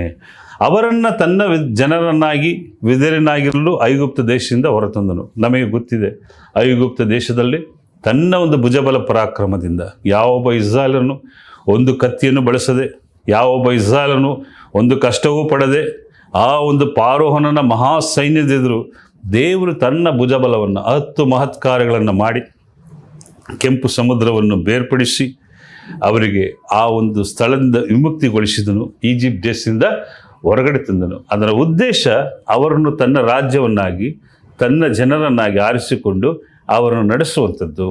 ಏಕೆ ಈ ಒಂದು ಇಸ್ರಾಯೇಲ್ನ ಆರಿಸಿಕೊಂಡನು, ಯಾಕೆ ಇವರನ್ನು ಕರೆತಂದರೆ ಇದರ ಉದ್ದೇಶ ನಮಗೆ ಹೋಗ್ತಾ ಗೊತ್ತಾಗುತ್ತೆ. ಮುಂದಿನ ದಿನಗಳಲ್ಲಿ ಈ ಆರಿಸಿಕೊಂಡಂಥ ಜನಾಂಗ ಯಾವ ರೀತಿ ದೇವರ ಒಂದು ಸ್ವಕೀಯ ಜನರಾದರು ಎಂಬುದಾಗಿ ನಾವು ನೋಡುವರಾಗುತ್ತೇವೆ. ಇಲ್ಲಿ ನೋಡುತ್ತೇವೆ, ಅವರನ್ನು ಅಬ್ರಹಾಮನೊಂದಿಗೆ ಮಾಡಿಕೊಂಡಂಥ ಒಡಂಬಡಿಕೆ ಪ್ರಕಾರ, ಅಬ್ರಹಾಮನಿಗೆ ಮಾಡಿಕೊಂಡ ಒಡಂಬಡಿಕೆ ಪ್ರಕಾರ ಇಲ್ಲಿ ಇಸ್ರಾಯೇಲೊಂದಿಗೆ ಒಡಂಬಡಿಕೆ ಮಾಡಿಕೊಳ್ತಾನೆ. ನನ್ನ ಯಾಜಕ ರಾಜ್ಯವು ಪರಿಶುದ್ಧ ಜನವು ನೀವಾಗಿರುತ್ತಂತ. ಆದರೆ ಈ ರಾಜ್ಯ ಇಸ್ರಾಯೇಲರಿಗೆ ಕರೆತಂದು ದೇವರು ಮಾಡಿದಂಥ ರಾಜ್ಯ ಅದು ಪರಿಪೂರ್ಣವಾದದ್ದಲ್ಲ. ಪರಿಪೂರ್ಣವಾದಂಥ ರಾಜ್ಯ ಇನ್ನೂ ಅದು ಬರಬೇಕಾಗಿತ್ತು. ಆ ರಾಜ್ಯವು ಇನ್ನೂ ಅದರ ಆಳ್ವಿಕೆಗೆ ಸೇರಬೇಕಾಗಿತ್ತು. ಆ ರಾಜ್ಯದ ಕುರಿತು ನಂತರ ಮತ್ತೆ ಯೆಶಾಯನಿಗೆ ಬರೆದ ಪ್ರವಾದನ ಗ್ರಂಥ 2ನೇ ಅಧ್ಯಾಯ 2ರಿಂದ 4ರಲ್ಲಿ ದೇವರು ಮಾತನಾಡುತ್ತಾನೆ. ಯೆಶಾಯನಿಗೆ ಬರೆದ ಪ್ರವಾದನ ಗ್ರಂಥ 2ನೇ ಅಧ್ಯಾಯ 2ರಿಂದ 4 ನೋಡಬೇಕಾದ್ರೆ ಇಲ್ಲಿ ಆತನು ಮಾತನಾಡುತ್ತಾನೆ. ಅಂತ್ಯಕಾಲದಲ್ಲಿ ಯೆಹೋವನ ಮಂದಿರದ ಬೆಟ್ಟವು ಗುಡ್ಡ ಬೆಟ್ಟಗಳಿಂದ ಉನ್ನತವಾಗಿ ಬೆಳೆದು ನೆಲೆಗೊಳ್ಳುವುದು. ಆಗ ಸಕಲ ದೇಶಗಳು ಅದರ ಕಡೆಗೆ ಪ್ರವಾಹಗಳಂತೆ ಬರುವರು. ಹೊರಟು ಬಂದ ಬಹುಜನಾಂಗದವರು ಬನ್ನಿರಿ, ಯೆಹೋವನ ಪರ್ವತಕ್ಕೆ, ಯಾಕೋಬರ ದೇವಮಂದಿರಕ್ಕೆ ಹೋಗೋಣ. ಆತನು ತನ್ನ ಮಾರ್ಗಗಳ ವಿಷಯವಾಗಿ ನಮಗೆ ಬೋಧನೆಯನ್ನು ಮಾಡುವನು, ನಾವು ಆತನ ದಾರಿಗಳಲ್ಲಿ ನಡೆಯುವು ಎಂದು ಹೇಳುವರು. ಏಕೆಂದರೆ ಚೀಯೋನಿಂದ ಧರ್ಮೋಪದೇಶವು, ಯೆರೂಸಲೇಮಿನಿಂದ ಯೆಹೋವನ ವಾಕ್ಯವು ಹೊರಡುವು. ನನ್ನ ಪ್ರಿಯ ಸಹೋದರ ಸಹೋದರಿಯರೇ, ಇಲ್ಲಿ ನಾವು 33ನೇ ಮೊದಲನೇದಾಗಿ ಇಸ್ರಾಯೇಲರನ್ನು ಆರಿಸಿಕೊಂಡನು ತನ್ನ ರಾಜ್ಯವನ್ನಾಗಿ. 2ನೇದಾಗಿ ಇಲ್ಲಿ ನೋಡ್ತಾರೆ, ಅನೇಕ ಜನಾಂಗಗಳು ಎಲ್ಲಿ ಬರ್ತಾರಂತೆ? ದೇವರ ಮಂದಿರಕ್ಕೆ ಬರುತ್ತಾರೆ. ಅನೇಕ ಜನಾಂಗಗಳು ದೇವರ ಮಂದಿರಕ್ಕೆ ಬರುತ್ತಾರೆ ಎಂಬುದು ದೇವರ ಒಂದು ಪ್ರವಾದನೆಯಾಗಿತ್ತು. ಅಂದರೆ ಮೋಶೆ ಮುಖಾಂತರ ಬಂದಂಥದ್ದು ಇಸ್ರಾಯೇಲರ 12 ಗೋತ್ರಗಳು. ಆದರೆ ಮುಂದಿನ ದಿನಮಾನಗಳಲ್ಲಿ ಈ ಒಂದು ರಾಜ್ಯಕ್ಕೆ, ಈ ಒಂದು ದೇವರ ರಾಜ್ಯದ ಸಂಕಲ್ಪದೊಳಗೆ ಅನೇಕ ಜನಾಂಗಗಳು ಬಂದು ಸೇರುವರು ಎಂಬುದಾಗಿ ನೋಡುತ್ತೇವೆ. 3ನೇ ವಾಕ್ಯದಲ್ಲಿ ಹೇಳುತ್ತೆ, ಹೊರಟು ಬಂದ ಬಹು ಜನಾಂಗದವರು ಅಂದರೆ ಎಲ್ಲರೂ, ಸಕಲ ಲೋಕದ ಜನರು ದೇವರ ರಾಜ್ಯಕ್ಕೆ ಸೇರಬೇಕೆಂಬುದಾಗಿ ಯೆಶಾಯನ ಮುಖಾಂತರ ಇಲ್ಲಿ ಆತನು ಪ್ರವಾದಿಸುತ್ತಾನೆ. ಈ ಪ್ರವಾದನೆಯನ್ನು ಯೆಶಾಯನು ಮಾಡುತ್ತಾನೆ. ಮತ್ತರ ದಿನಗಳಲ್ಲಿ ದೇವರು ಹೇಳುತ್ತಾನೆ, ನಾನೊಂದು ಹೊಸ ಒಡಂಬಡಿಕೆಯನ್ನು ಮಾಡಿಕೊಳ್ಳುತ್ತೇನೆ. ದೇವರು ಅಬ್ರಹಾಮನೊಂದಿಗೆ, ಈಸಾಕನೊಂದಿಗೆ, ಯಾಕೋಬನೊಂದಿಗೆ, ನಂತರ ಐಗುಪ್ತ ದೇಶದಿಂದ ಹೊರಬಂದಾಗ ಇಸ್ರಾಯೇಲರೊಂದಿಗೆ ಅರಣ್ಯದಲ್ಲಿ ಒಡಂಬಡಿಕೆ ಮಾಡಿಕೊಂಡನು. ಆದರೆ ಇದೆಲ್ಲವನ್ನು ದಾಟಿ ದೇವರು ಒಂದು ಹೊಸ ಒಡಂಬಡಿಕೆಯನ್ನು ನಾನು ಮಾಡಿಕೊಳ್ಳುತ್ತೇನೆ ಎಂಬುದಾಗಿ ಹೇಳುತ್ತಾನೆ. ಎಲ್ಲಿ ನೋಡುತ್ತೇವೆ ಅಂದರೆ ಯೆರೆಮೀಯನಿಗೆ ಬರೆದ ಪ್ರವಾದನ ಗ್ರಂಥ 31ನೇ ಅಧ್ಯಾಯದಲ್ಲಿ ಕೆಲವೊಂದು ವಾಕ್ಯಗಳನ್ನು ನಾವು ಧ್ಯಾನಿಸೋಣ. ಯೆರೆಮೀಯ 31ನೇ ಅಧ್ಯಾಯ 31ರಿಂದ 34 ನೋಡಬೇಕಾದ್ರೆ ಅಲ್ಲಿ ಪ್ರವಾದಿಯಾದ ಯೆರೆಮೀಯನ ಮುಖಾಂತರ ದೇವರು ತನ್ನ ಒಂದು ವಾಗ್ದಾನವನ್ನು, ಹೊಸ ಒಡಂಬಡಿಕೆಯನ್ನು ಕುರಿತು ಮಾತನಾಡುತ್ತಾನೆ. ಈಗೋ ನಾನು ಇಸ್ರಾಯೇಲ್ ವಂಶದೊಂದಿಗೂ ಯಹೂದ ವಂಶದೊಂದಿಗೂ ಹೊಸದಾಗಿರುವ ಒಂದು ಒಡಂಬಡಿಕೆಯನ್ನು ಮಾಡಿಕೊಳ್ಳುವ ದಿನಗಳು ಬರುವವು. ಈ ಒಡಂಬಡಿಕೆಯು ನಾನು ಇವರ ಪಿತೃಗಳನ್ನು ಕೈ ಹಿಡಿದು ಐಗುಪ್ತ ಕರೆತಂದಾಗ ಅವರ ಸಂಗಡ ಮಾಡಿಕೊಂಡಂಥ ಒಡಂಬಡಿಕೆ ಅಂಥದ್ದಲ್ಲ. ನಾನು ಅವರಿಗೆ ಪತಿಯಾಗಿದ್ದರೂ ಆ ನನ್ನ ಒಡಂಬಡಿಕೆಯನ್ನು ಅವರು ಮೀರಿದರಷ್ಟೇ. ಯೆಹೋವ ನಿಂತೆನ್ನುತ್ತಾನೆ, ಆ ದಿನಗಳು ಬಂದ ಮೇಲೆ ನಾನು ಇಸ್ರಾಯೇಲ್ ವಂಶದಿಂದ ಮಾಡಿಕೊಳ್ಳುವ ಒಡಂಬಡಿಕೆಯು ಈಗಿರುವುದು. ನನ್ನ ಧರ್ಮೋಪದೇಶವು ಅವರ ಅಂತರಂಗದಲ್ಲಿ ಇಡುವನು, ಅವರ ಹೃದಯದೊಳಗೆ ಅದನ್ನು ಬರೆಯುವನು. ನಾನು ಅವರಿಗೆ ದೇವರಾಗಿರುವನು, ಅವರು ನನಗೆ ಪ್ರಜೆ ಆಗಿರುವರು. ಪ್ರಿಯರೇ, ಇಲ್ಲಿ ಯೆರೆಮೀಯದಲ್ಲಿ ಮಾಡಿಕೊಂಡಂಥ ಒಡಂಬಡಿಕೆಯ ಉದ್ದೇಶವೇನೆಂದರೆ, ಐಗುಪ್ತದಿಂದ ಇಸ್ರಾಯೇಲರು ಬಿಡುಗಡೆಯಾಗಿ ಬಂದು ದೇವರವರು ಆರಿಸಿಕೊಂಡ ಮೇಲೆ ಮತ್ತೆ ಅವರು ದೇವರ ನಿಬಂಧನೆಯನ್ನು ಮೀರಿದರು. ಅವರಿಗೆ ಧರ್ಮಶಾಸ್ತ್ರವನ್ನು ಕೊಟ್ಟನು, ಸೀನಾಯಿ ಬೆಟ್ಟದ ಮೇಲೆ ಮೋಶೆ ಮುಖಾಂತರ ಅನೇಕ ಕಟ್ಟಳೆ ಕೊಟ್ಟು, ಇವೆಲ್ಲವನ್ನು ಮೀರಿ ಅವರು ದೇವರ ಸನ್ನಿಧಾನದಿಂದ ಹೊರಟು ವಿಗ್ರಹಗಳಿಗೂ ಅನ್ಯರಿಗೂ ಪೂಜಿಸುವರಾದರು. ಹೇಗೆ ಏದೇನ್ ತೋಟದಲ್ಲಿ ದೇವರ ಮಾತನ್ನು ಆದಾಮನು ಮೀರಿದನು, ಹಾಗೆಯೇ ಇಸ್ರಾಯೇಲರು ಸಹ ಈ ಮಾತುಗಳನ್ನು ಮೀರುತ್ತಾರೆ. ಅದನ್ನು ಇಲ್ಲಿ ಯೆಶಾಯದಲ್ಲಿ, ಯೆರೆಮೀಯದಲ್ಲಿ ಮಾಡುವಾಗ ದೇವರು ಆ ಪ್ರವಾದನೆ ಮಾತನ್ನು ಹೇಳುತ್ತಾನೆ, ನಾನು ಮಾಡಿಕೊಳ್ಳುವಂಥ ಒಡಂಬಡಿಕೆ ಐಗುಪ್ತದೊಂದಿಗೆ ಮಾಡಿಕೊಂಡಂಥ ಒಡಂಬಡಿಕೆ ಅಲ್ಲ, ಇದು ಹೊಸ ಒಡಂಬಡಿಕೆ. ಯಾವುದು ಹೊಸ ಒಡಂಬಡಿಕೆ ಅಂದರೆ ಧರ್ಮೋಪದೇಶವನ್ನು ಅವರ ಅಂತರಂಗದಲ್ಲಿರುವನು. ಇಲ್ಲಿ ಗಮನಿಸಬೇಕಾದಂಥ ವಿಷಯ, ನನ್ನ ಪ್ರಿಯ ವೀಕ್ಷಕರೇ, ಸೀನಾಯಿ ಬೆಟ್ಟದಲ್ಲಿ ಕೊಟ್ಟಂಥ ಕಟ್ಟಳೆಗಳು ದೇವರು ಕಲ್ಲಿನ ಹಲಗೆಗಳ ಮೇಲೆ ಬರೆಸಿದನು. ಆದರೆ ಹೊಸ ಒಡಂಬಡಿಕೆಯಲ್ಲಿ ಆತನು ಇಲ್ಲಿ ಹೇಳ್ತಾ ಇದ್ದಾನೆ, ನನ್ನ ಧರ್ಮೋಪದೇಶವನ್ನು ಅವರ ಅಂತರಂಗದಲ್ಲಿ.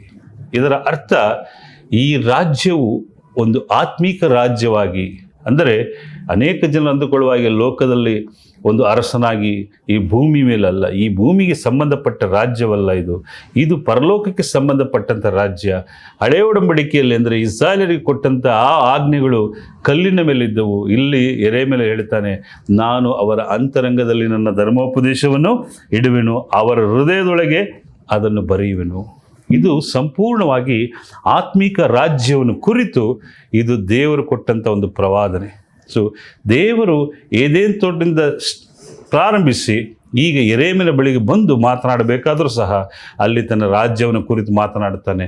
ತನ್ನ ಒಂದು ಆಜ್ಞೆಗಳನ್ನು, ತನ್ನ ವಾಕ್ಯಗಳನ್ನು ತನ್ನ ಜನಗಳಿಗೆ ಯಾವ ರೀತಿ ಕೊಡಬೇಕೆಂಬುದಾಗಿ ಅಲ್ಲಿ ತೀರ್ಮಾನಿಸ್ತಾನೆ.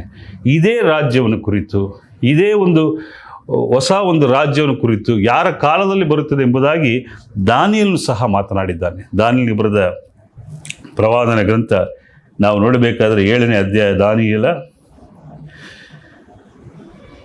7ನೇ ಅಧ್ಯಾಯ 13 ಮತ್ತು 14ನೇ ವಾಕ್ಯವನ್ನು ನಾವು ಧ್ಯಾನಿಸುವಾಗ, ಆಗ ಇಲ್ಲಿ ನಾವು ನೋಡುತ್ತೇವೆ, ಅಲ್ಲಿ ನಾನು ಕಂಡ ರಾತ್ರಿ ಕನಸಲಿಗೋ ಮನುಷ್ಯಕುಮಾರನು ಆಕಾಶದ ಮೇಘಗಳಿಗೆ ಬಂದು ಮಹಾವೃದ್ಧನು ಸಮೀಪಿಸಿದನು, ಅವನು ಸನ್ನಿಗೆ ತಂದರು. ಸಕಲ ಜನಾಂಗ ಕುಲ ಭಾಷೆಗಳವರು ಅವನನ್ನು ಸೇವಿಸಲೆಂದು ಅವನಿಗೆ ದೊರೆತನವು, ಘನತೆಯು, ರಾಜ್ಯವು ಕೊಡೋಣವಾದವು. ಅವನ ಆಳ್ವಿಕೆಯು ಅಂತ್ಯವಿಲ್ಲದ್ದು, ಶಾಶ್ವತವಾದದ್ದು. ಅವನ ರಾಜ್ಯವು ಎಂದಿಗೂ ಅಳಿಯದು. ನನ್ನ ಪ್ರಿಯ ಸಹೋದರ ಸಹೋದರಿಯರೇ, ಈ ಒಂದು ವಾಕ್ಯ ದಾನಿಯೇಲನ ಮುಖಾಂತರ ಹೇಳುವಂಥದ್ದು, ಇದು ಶಾಶ್ವತವಾದ ರಾಜ್ಯ. ಇವತ್ತು ಅನೇಕ ಸಾಮ್ರಾಜ್ಯಗಳು ಲೋಕದಲ್ಲಿ ನೀವು ನೋಡಿದಾಗ ಇವತ್ತು ಇಲ್ಲ. ಈಜಿಪ್ಟ್ ಸಾಮ್ರಾಜ್ಯ ಇಲ್ಲ, ರೋಮ್ ಸಾಮ್ರಾಜ್ಯ ಇಲ್ಲ, ಗ್ರೀಕ್ ಸಾಮ್ರಾಜ್ಯಗಳು ಇಲ್ಲ. ಇವೆಲ್ಲವೂ ಕಾಲಾನಂತರ ಶಾಶ್ವತವಾಗಿ ನಾಶವಾಗಿ ಹೋದವು. ಆದರೆ ದೇವರ ರಾಜ್ಯ ಯಾವ ರೀತಿ ಹೇಳ್ತಾರೆ ನೋಡಿ, ಆತನ ಮನುಷ್ಯ ಕುಮಾರ ಅಂದರೆ ಯೇಸು ಕ್ರಿಸ್ತನ ಕುರಿತು ಇಲ್ಲಿ ಪ್ರವಾದನೆಯನ್ನು ದಾನಿಯೇಲನು ಮಾತನಾಡುತ್ತಿದ್ದಾನೆ. ಅವನಿಗೆ ದೊರೆತನವು ಘನತೆಯು ರಾಜ್ಯವು ಕೊಡೋಣ. ಯಾರಿಗೆ? ಮನುಷ್ಯ ಕುಮಾರನು ಅಂದರೆ ಯೇಸು ಕ್ರಿಸ್ತನು ಈ ರಾಜ್ಯವು ಘನತೆಯನ್ನು ಕೊಡುತ್ತೇನೆ ಮತ್ತು ಆತನ ಆಳ್ವಿಕೆಯು ಅಂತ್ಯವಿಲ್ಲದ್ದು, ಶಾಶ್ವತವಾದದ್ದು. ಅದಕ್ಕೆ ಯಾವುದೇ ಅಂತ್ಯವಿಲ್ಲ, ಅದು ಶಾಶ್ವತವಾದದ್ದು. ಅವನ ರಾಜ್ಯವು ಎಂದಿಗೂ ಅಳೆಯದು ಎಂಬುದಾಗಿ ಇಲ್ಲಿ ದಾನಿಯೇಲನು ಆ ವಿಚಾರವನ್ನು ಕುರಿತು ಮಾತನಾಡುತ್ತಾನೆ. ಆದ್ದರಿಂದ ದೇವರು ಇದೆಲ್ಲ ಒಂದು ನಮಗೆ ಸುಳಿವು. ಮತ್ತು ದೇವರ ರಾಜ್ಯ ಹೇಗೆ ಪ್ರಾರಂಭ ಆಗಬೇಕು ಅನ್ನೋದು ಸುಳಿವು. ಇಲ್ಲಿ ಯಶಾರವಾಗಲಿ ದಾನಿಯೇಲನ ಮುಖಾಂತರವಾಗಲಿ ಏದೇನ್ ತೋಟದಲ್ಲಿ ಆದಾಮನ ಮುಖಾಂತರ ಕಳೆದುಕೊಂಡಂಥ ಆ ಒಂದು ರಾಜ್ಯವನ್ನು, ಘನತೆಯನ್ನು ದೇವರು ಮತ್ತೆ ಮುಂದುವರಿಸ್ಕೊಂಡು ಹಾಗೇ ಬರ್ತಾನೆ. ತನ್ನ ಪ್ರವಾದಿಗಳ ಮುಖಾಂತರ, ಹಿರಿಯರ ಮುಖಾಂತರ ಇದು ನಮಗೆ ಮುಂತಿಳಿಸುತ್ತಾ ಬರ್ತಾ ಇದ್ದಾನೆ. ಯಾಕೆಂದರೆ ಈ ಲೋಕದಲ್ಲಿ ಯಾರ ಕೊರತೆ ಇತ್ತು? ರಾಜ್ಯಗಳ ಕೊರತೆ ಇತ್ತು. ಯಾರೇ ರಾಜ ಮಾಡಿದರು, ಯಾರೇ ಮಾಡಿದರು, ಅದೆಲ್ಲವೂ ಭೂಲೋಕ ಸಂಬಂಧಪಟ್ಟದ್ದು, ಲೌಕಿಕ ಸಂಬಂಧಪಟ್ಟದ್ದಾಗಿತ್ತು. ಆದ್ದರಿಂದ 2 ಪೂರ್ವಕಾಲ ವೃತ್ತಾಂತ 36ನೇ ಅಧ್ಯಾಯ 23ನೇ ವಾಕ್ಯದಲ್ಲಿ ಸಹ ಈ ಒಂದು ಕಾರ್ಯವನ್ನು ಕುರಿತು ಮಾತನಾಡುತ್ತಾನೆ. 2 ಪೂರ್ವಕಾಲ ವೃತ್ತಾಂತ 36ನೇ ಅಧ್ಯಾಯ 23ನೇ ವಾಕ್ಯ ನೋಡಬೇಕಾದ್ರೆ, ಕೊರೇಷನ ಕಾಲದಲ್ಲಿ ಒಂದು ವಾಕ್ಯ ಅಲ್ಲಿ ಮಾಡುತ್ತದೆ. ಕೊರೇಷನೆಂಬ ನನ್ನ ಮಾತನ್ನು ಕೇಳಿರಿ, ಪರಲೋಕ ದೇವರಾದ ಯೆಹೋವನು ನನಗೆ ಭೂಲೋಕದ ಎಲ್ಲ ರಾಜ್ಯಗಳನ್ನು ಒಪ್ಪಿಸಿ ತನಗೋಸ್ಕರ ಯೆಹೂದ ದೇಶದಲ್ಲಿ ಯೆರೂಸಲೇಮಿನಲ್ಲಿ ಆಲಯವನ್ನು ಕಟ್ಟಬೇಕೆಂದು ಆಜ್ಞಾಪಿಸಿದ್ದಾನೆ. ನಿಮ್ಮಲ್ಲಿ ಯಾರು ಆತನ ಪ್ರಜೆಗಳಾಗಿರ್ತಾರೋ ಅವರು ಸ್ವದೇಶಕ್ಕೆ ಹೋಗಲಿ, ಅವರ ದೇವರಾದ ಯೆಹೋವನು ಅವರ ಸಂಗಡ ಇರುವನು ಎಂಬುದಾಗಿ ಹೇಳ್ತಾನೆ. ಇಲ್ಲಿ ಅನ್ಯ ರಾಜನು ಒಬ್ಬನ ಮುಖಾಂತರ ಮಾತನಾಡುತ್ತಾನೆ. ಪರಲೋಕ ದೇವರಾದ ಯೆಹೋವನು ಭೂಲೋಕದ ಎಲ್ಲ ರಾಜ್ಯವನ್ನು ಅವನಿಗೆ ಒಪ್ಪಿಸಿದ ಕೊರೇಷಿಗೆ. ಆದರೆ ಆತನಿಗೆ ಆಲಯವನ್ನು ಕಟ್ಟುವುದಕ್ಕೆ ಯೆರೂಸಲೇಮಿಗೆ ಹೋಗಿ ಅಂತ ಹೇಳಿದಾಗ ಅವರ ಉದ್ದೇಶ ಏನಾಗಿತ್ತು? ಎಲ್ಲ ರಾಜ್ಯಗಳು ಅವನಿಗೆ ಕೊಟ್ಟರೂ ಸಹ ಅವರಿಗೇನಾಗಿದೆ, ಮತ್ತೆ ಅವನು ರಾಜ್ಯವನ್ನು ಸ್ಥಾಪನೆ ಮಾಡಿದ. ಅದು ಲೌಕಿಕ ರಾಜ್ಯ. ಲೌಕಿಕವಾಗಿ ಕೊರೇಷನ ಕಾಲದಲ್ಲಿ ಅದು ಸಾಮ್ರಾಜ್ಯ ಇತ್ತು. ಯಾವುದು? ಪಾರಸಿಗಳು, ಮೇದ್ಯರು ಈ ಲೋಕದ ಸಾಮ್ರಾಜ್ಯವನ್ನು ಆಳಿದರು. ನಂತರ ಗ್ರೀಕರು ಆಳಿದರು, ನಂತರ ರೋಮರು ಆಳಿದರು. ಆದರೆ ಅವನಲ್ಲಿ ಸ್ವದೇಶಕ್ಕೆ ಹೋಗಲಿ, ಯಾರು ಪ್ರಜೆಗಳಾಗಿರ್ತಾರೋ ಅವರು ಸ್ವದೇಶಕ್ಕೆ ಹೋಗಲಿ. ಅದರ ಅರ್ಥ ಯಾವುದೇ ರಾಜ್ಯಗಳು ಈ ಲೋಕದಲ್ಲಿ ಸಾಮ್ರಾಜ್ಯಗಳು ಬಂದರೂ ಸಹ ದೇವರ ರಾಜ್ಯ ಬರಬೇಕಾದರೆ ಆತನ ಪ್ರಜೆಗಳು ಅದರಲ್ಲಿ ಬರಬೇಕಾದದ್ದು ಎಂಬುದು ಆಗಿತ್ತು. ಅಂದರೆ ಅರ್ಥ ಅವರು ಯೆರೂಸಲೇಮಿಗೆ ಹೋಗಬೇಕು ಎಂಬುದಾಗಿ ಅರ್ಥ. ಆದರೆ ನಿಜವಾದ ಅರ್ಥ ದೇವರ ರಾಜ್ಯ ಬರುವುದಕ್ಕಿತ್ತು, ದೇವರ ರಾಜ್ಯ ಸೇರುವುದಕ್ಕಿತ್ತು. ಅದು ಯೆರೂಸಲೇಮಿನಲ್ಲಿ ಪ್ರಾರಂಭವಾಗಬೇಕಾಗಿತ್ತು. ನಾವು ಆಗಲೇ ಯೆಶಾಯನ ಪತ್ರಿಕೆ ಪ್ರವಾದನ ಗ್ರಂಥದಲ್ಲಿ ನೋಡೋದು, ಈ ಧರ್ಮೋಪದೇಶವು, ದೇವರ ವಾಕ್ಯವು ಯೆರೂಸಲೇಮಿನಿಂದ ಹೊರಡಬೇಕು. ಅನೇಕ ಜನರ ಚಿಂತನೆಗಳು ಈ ಯೆರೂಸಲೇಮಿನಲ್ಲಿಯೇ ದೇವರ ರಾಜ್ಯವು ಪ್ರಬಲವಾಗಿ ಬರುತ್ತದೆ ಎಂಬುದಾಗಿ. ನಿಜ. ಆದರೆ ಪ್ರಬಲವಾಗಿ ಬರುವಂಥದ್ದು ಅದು ಭೂಲೋಕಕ್ಕೆ ಸಂಬಂಧಪಟ್ಟ ರಾಜ್ಯವಲ್ಲ, ಅದು ಆತ್ಮೀಕವಾದ ರಾಜ್ಯ ಎಂಬುದಾಗಿ ಅನೇಕ ವಾಕ್ಯಗಳ ಮುಖಾಂತರ ಉಲ್ಲೇಖವನ್ನು ಮಾಡ್ತಾ ಇದ್ದಾರೆ. ಆದರೆ ಈ ದೇವರ ರಾಜ್ಯವನ್ನು ಯಾರು ಸ್ಥಾಪಿಸ್ತಾರೆ? ಇದು ಚಿಂತಿಸಬೇಕಾದಂಥ ವಿಚಾರ. ಈ ದೇವರ ರಾಜ್ಯವನ್ನು ಯಾರು ಸ್ಥಾಪಿಸ್ತಾರೆ? ಯಾವ ಕಾಲದಲ್ಲಿ ಸ್ಥಾಪಿಸ್ತಾರೆ? ಯಾರ ಮುಖಾಂತರ ಸ್ಥಾಪಿಸ್ತಾರೆ? ಅಲ್ವೇ? ನಾವು ಈಗ ನೋಡಿದಂಥ ಅಂಶಗಳು, ಈಗ ನೋಡಿದಂಥ ಕಾರ್ಯಗಳು ಸುಳಿವುಗಳಷ್ಟೇ. ದೇವರ ರಾಜ್ಯವು ಯಾವ ರೀತಿ ಪ್ರಾರಂಭವಾಗುತ್ತದೆ, ಹೇಗೆ ದೇವರ ರಾಜ್ಯವನ್ನು ಏದೇನ್ ತೋಟದಲ್ಲಿ ಮನುಷ್ಯನು ಕಳೆದುಕೊಂಡನು, ಆ ದೊರೆತನ, ಘನತೆ, ಆ ಆಳ್ವಿಕೆಯನ್ನು ಅಲ್ಲಿ ಕಳೆದುಕೊಂಡನು, ಅದನ್ನು ಮತ್ತೆ ಪುನಃ ಸ್ಥಾಪಿಸುತ್ತೇನೆ ಎಂಬುದಾಗಿ ದೇವರು ಮೋಶೆಯ ಮುಖಾಂತರ, ಯೆಶಾಯನ ಮುಖಾಂತರ, ಯೆರೆಮೀಯನ ಮುಖಾಂತರ ಈ ಒಂದು ಕಾರ್ಯಗಳನ್ನು ಮಾಡಿದ್ದಾನೆ. ಆ ಒಂದು ಕಾರ್ಯಗಳನ್ನು ನಾವು ಅರಿತುಕೊಂಡು ಇದೆಲ್ಲವೂ ಸುಳಿವುಗಳೇ. ಆದರೆ ನಾವು ಚಿಂತಿಸಬೇಕಾದ ವಿಷಯ, ಇದನ್ನು ಯಾವಾಗ ಭೂಮಿಯಲ್ಲಿ ತರುತ್ತಾನೆ ದೇವರು? ಇದು ಯಾವ ರೀತಿಯಾದ ರಾಜ್ಯ? ಯಾವ ರೀತಿಯಾದ ರಾಜ್ಯಗಳನ್ನು ಕುರಿತು ನಾವು ನೋಡುತ್ತೇವೆ? ಆಳಬೇಕಾದ್ರೆ ಭಾಳ ಜನ ಈಗಲೂ ಅಂದ್ಕೊಂಡಿದ್ದಾರೆ, ಇಲ್ಲ ಭೂಲೋಕದಲ್ಲಿ ದೇವರು ಮತ್ತೆ ತನ್ನ ಒಂದು ರಾಜ್ಯವನ್ನು ಸೃಷ್ಟಿ ಮಾಡಿ ಭೂಲೋಕವನ್ನೇ ಸ್ವರ್ಗವನ್ನಾಗಿ ಮಾಡುತ್ತೆ. ಇಲ್ಲ ನನ್ನ ಪ್ರಿಯ ಸಹೋದರ ಸಹೋದರಿಯರೇ, ಈ ಪಾಠದ 5 ಭಾಗಗಳನ್ನು ನೀವು ಮುಗಿಸೋ ಹೊತ್ತರಲ್ಲಿ ನಿಮಗೆ ಅರಿವಾಗಿರುತ್ತದೆ ನಿಜವಾದ ದೇವರ ರಾಜ್ಯ ಎಂದರೆ ಏನಂತ. ಆದರೆ ಈ ದೇವರ ರಾಜ್ಯ ಯಾವ ಕಾಲದಲ್ಲಿ ಬರ್ತದೆ, ಯಾರಿಂದ ಬರ್ತದೆ? ಇಷ್ಟೊತ್ತು ನಾವು ನೋಡಿದ್ದು ಮನುಷ್ಯನು ದೇವರಿಂದ ದೂರವಾದನು, ಮನುಷ್ಯನಿಗೆ ದೇವರಿಗೆ ಪಾಪವು ಮಧ್ಯೆ ದೊಡ್ಡ ಬಿರುಕಾಗಿ ನಿಂತಿತ್ತು. ಈ ಎಲ್ಲ ಕಾರ್ಯಗಳನ್ನು ಅಗಲಿಸಿ ದೇವರು ಮತ್ತೆ ಸುಳಿವು ಕೊಟ್ಟನು. ಮೋಶೆಯ ಮುಖಾಂತರ, ನನ್ನ ರಾಜ್ಯವು ಯಾಜಕ ರಾಜ್ಯವು ಪರಿಶುದ್ಧ ಜನಾಂಗವಾಗಿರುತ್ತೀರಿ. ನಂತರ ಯೆಶಾಯನ ಮುಖಾಂತರ ಯೆರೂಸಲೇಮಿನಿಂದ ಧರ್ಮೋಪದೇಶವು ವಾಕ್ಯವು ಹೊರಡುವುವು. ನಂತರ ಯೆರೆಮೀಯನ ಮುಖಾಂತರ ನಾನು ಹೊಸ ಒಡಂಬಡಿಕೆಯನ್ನು ಕೊಡುತ್ತೇನೆ, ಅದನ್ನು ಅವರ ಅಂತರಂಗದಲ್ಲಿಡುತ್ತೇನೆ. ದೇವರ ವಾಕ್ಯವನ್ನು ಧರ್ಮೋಪದೇಶವನ್ನು ಅವನ ಹೃದಯಗಳಲ್ಲಿ ಬರೆಯುತ್ತೇನೆ. ಸೊ ಇವೆಲ್ಲವೂ ಆತ್ಮೀಕ ರಾಜ್ಯವನ್ನು ಕುರಿತು, ಆತ್ಮೀಕ ರಾಜ್ಯದ ಕಾರ್ಯಗಳ ಕುರಿತು ಹೇಳುವಂಥದ್ದಾಗಿದೆ. ಆತ್ಮಿಕ ರಾಜ್ಯ ಅಂದರೆ ಆತ್ಮಕ್ಕೆ ಸಂಬಂಧಪಟ್ಟದ್ದು. ಈ ಆತ್ಮಕ್ಕೆ ಸಂಬಂಧಪಟ್ಟಂಥ ಚಿಂತನೆ ಭಾಗವಾಗಿದೆ. ಈ ಮೊದಲನೇ ಭಾಗದಲ್ಲಿ ಇದು ಸುಳಿವು ನೋಡೋದು. ನಾವು ಚಿಂತಿಸಬೇಕಾದ್ದು ಈ ಮುಂದಿನ ಪಾಠಗಳಲ್ಲಿ ಈ ರಾಜ್ಯವು ಯಾವಾಗ ಬರುತ್ತೆ, ಯಾವ ಕಾಲದಲ್ಲಿ ಬರುತ್ತೆ, ಯಾವಾಗ ಇದು ಸ್ಥಾಪನೆ ಆಯಿತು, ಇದರ ಉದ್ದೇಶಗಳೇನು ಎಂಬುದನ್ನು ನಾವು ಮುಂದಿನ ಪಾಠದಲ್ಲಿ ಅಥವಾ ಈ ಮುಂದಿನ ಸರಣಿಯಲ್ಲಿ, ಇದು ಸರಣಿಯಾಗಿ ನಾವು ತೆಗೆದುಕೊಳ್ಳೋಣ. ಆಧ್ಯಾತ್ಮಿಕ ಚಿಂತನೆ ಸರಣಿಗಳು ಮುಂದಿನ ಸರಣಿಯಲ್ಲಿ ಮುಂದಿನ ಭಾಗದಲ್ಲಿ ಈ ಕಾರ್ಯವನ್ನು ಕುರಿತು ನೋಡೋಣ. ಈಗ ನಾವು ದೇವರ ರಾಜ್ಯವು ಅಂದರೆ ಅದು ದೇವರ ರಾಜ್ಯವು ಆರಂಭದಿಂದಲೂ ಇದೆ. ಅದನ್ನು ಮನುಷ್ಯರ ಮಧ್ಯದಲ್ಲಿ ಸ್ಥಾಪಿಸಲು ದೇವರು ಪ್ರಯತ್ನ ಮಾಡ್ತಾ ಇದ್ದಾನೆ. ಏದೇನು ತೋಟದಲ್ಲಿ ಕಳೆದು ಹೋದಂಥ ಅದು ದೇವರ ರಾಜ್ಯಕ್ಕೆ ತದ್ರೂಪವಾದ ರಾಜ್ಯ, ಪರಿಶುದ್ಧವಾದ ಸ್ಥಳ, ಯಾವುದೇ ಕುಂದು ಕೊರತೆಯ ಸ್ಥಳ. ಸೊ ಆ ಸ್ಥಳಕ್ಕೆ ಮತ್ತೆ ನಾವು ಹೋಗಬೇಕಂದ್ರೆ ಇಲ್ಲೊಂದು ಆತ್ಮಿಕ ರಾಜ್ಯವನ್ನು ಸ್ಥಾಪಿಸಬೇಕು. ಆ ಉದ್ದೇಶದಿಂದಲೇ ದೇವರು ಇದನ್ನು ಆರಿಸಿಕೊಂಡಿದ್ದಾನೆ. ಸೊ ಈಗ ನಾವು ನೋಡಿದ್ದು ಸುಳಿವನ್ನು ಕೊಟ್ಟಿದ್ದಾನೆ. ಮೊದಲನೇ ಭಾಗದಲ್ಲಿ ಮೋಶೆಯ ಮುಖಾಂತರ, ಯೆರೆಮೀಯನ ಮುಖಾಂತರ, ಯೆಶಾಯನ ಮುಖಾಂತರ, ದಾನಿಯೇಲನ ಮುಖಾಂತರ ಹೊಸ ರಾಜ್ಯದ ಬರುವುದನ್ನು ಕುರಿತಂಥ ಮುನ್ಸೂಚನೆಯನ್ನು, ಸುಳಿವನ್ನು ಕೊಟ್ಟಿದ್ದಾನೆ. ಮುಂದಿನ ಪಾಠದಲ್ಲಿ ಈ ರಾಜ್ಯವು ಯಾವ ರೀತಿ ಬಂತು, ಇದರ ಉದ್ದೇಶಗಳೇನು, ಇದರ ಅರ್ಥಗಳೇನು, ಇದನ್ನು ನಾವು ಯಾವ ರೀತಿ ಗ್ರಹಿಸಿಕೊಳ್ಳಬೇಕೆಂಬುದನ್ನು ಮುಂದಿನ ಪಾಠಗಳಲ್ಲಿ ನಾವು ಗಮನಿಸಿಕೊಳ್ಳೋಣ. ಇಷ್ಟೊಂದು ತಾಳ್ಮೆಯಿಂದ ಕೇಳಿದ ನಿಮ್ಮೆಲ್ಲರಿಗೂ ಕರ್ತನಾದ ಯೇಸು ಕ್ರಿಸ್ತನ ಪರಿಶುದ್ಧ ನಾಮದಲ್ಲಿ ಶುಭಾಶಯಗಳು, ವಂದನೆಗಳನ್ನು ಹೇಳಿಕೊಡುತ್ತೇನೆ.